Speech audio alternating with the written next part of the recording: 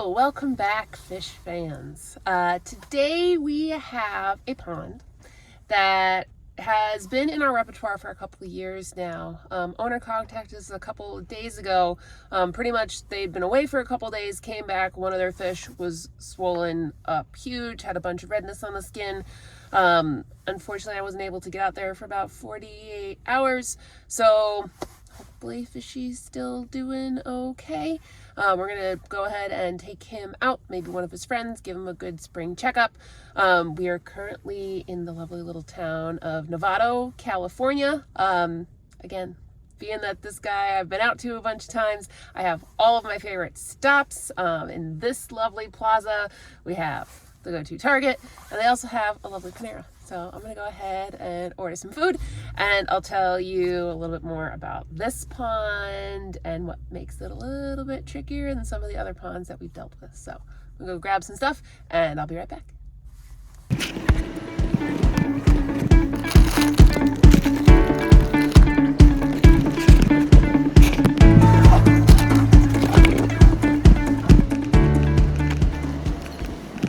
All right, so now that we got some snacks, we got some coffee, we got a little bit more breakfast. Tell you a little bit more about our pond. So this isn't probably the biggest pond that I have.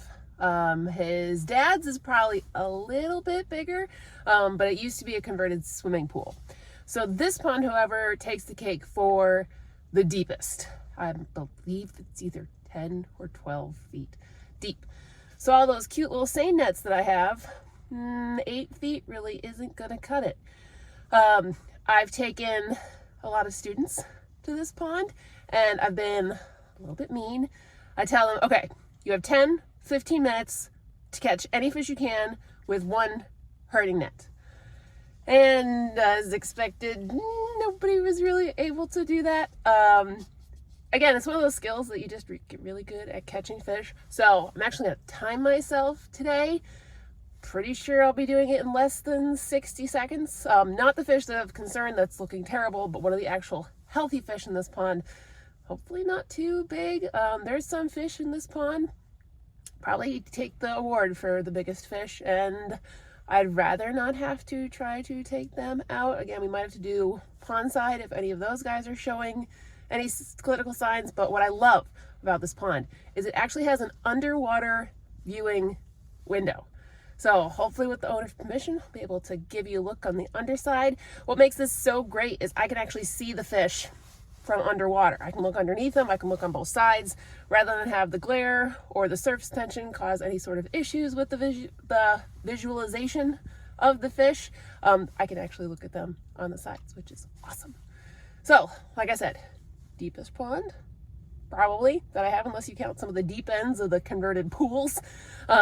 But this one, I cannot use any seine nets. In the pools, you can use a seine net because half the pond is shallow, half the pond is deep. So if you put the seine net right across the middle there, you can keep all the fish in the shallow end, and therefore it's a lot easier. But with this pond, there's no shallow end. It's all the same depth. So we'll see how it goes and see how this little fish, she's probably at least 2 feet long, see how she's doing and how some of her friends are faring this spring. So coffee, bagel, because they didn't have my usual breakfast sandwich, and then we'll keep on going up north. Yeah, almost there. Got about another hour. Headed further north from Novato and then west towards the ocean to a little town called Forestville.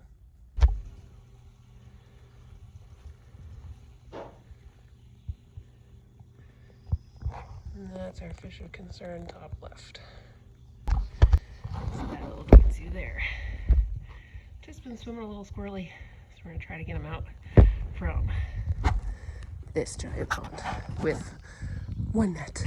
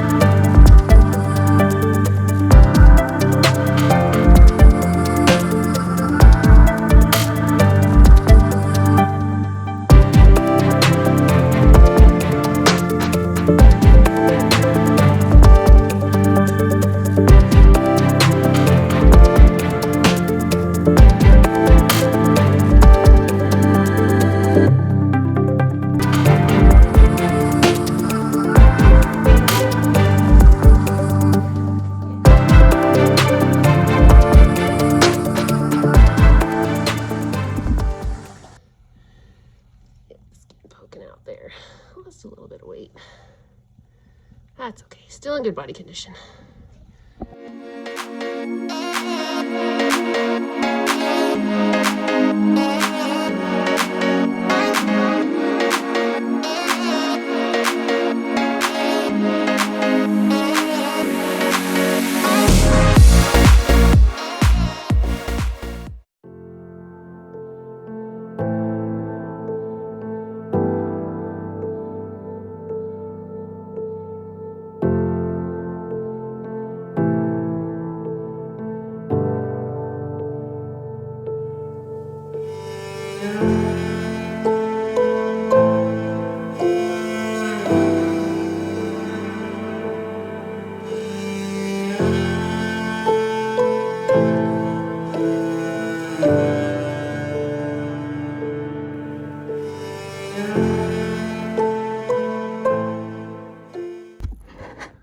Okay, so given the presentation and sudden onset of this fish's swelling, a giant tumor is kind of what I came in expecting.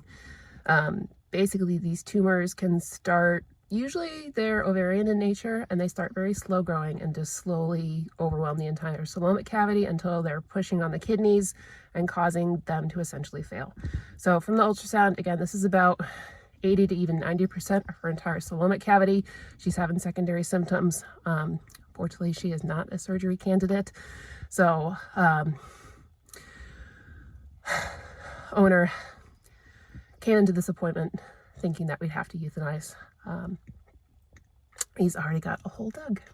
So we're gonna go ahead and take care of her. May or may not treat the other fish in the pond, depending on what the owner thinks. Again, that second fish that I looked at had very, very scant trichodyna, and the one that was very clinically sick barely had any. It was really just that first fish that had a ton, and he's acting relatively fine. So I'd be okay if they didn't want to treat. I'd be okay if they just want to do one dose. I'd be okay if they wanted to do all three. So yeah, sucks being a vet sometimes. All right.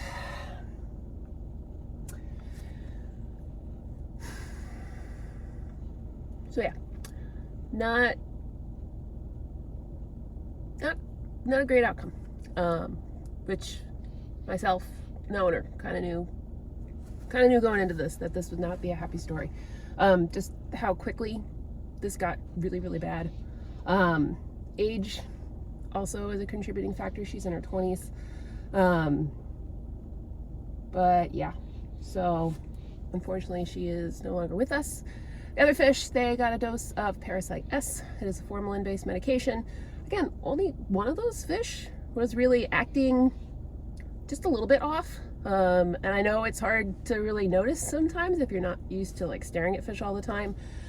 But yeah, his level was worse than the fish that was clinically ill. So gave him one dose. That's probably enough to knock it down. They can clear the rest. But yeah, makes a big difference when the owner is understanding. They appreciate what I do.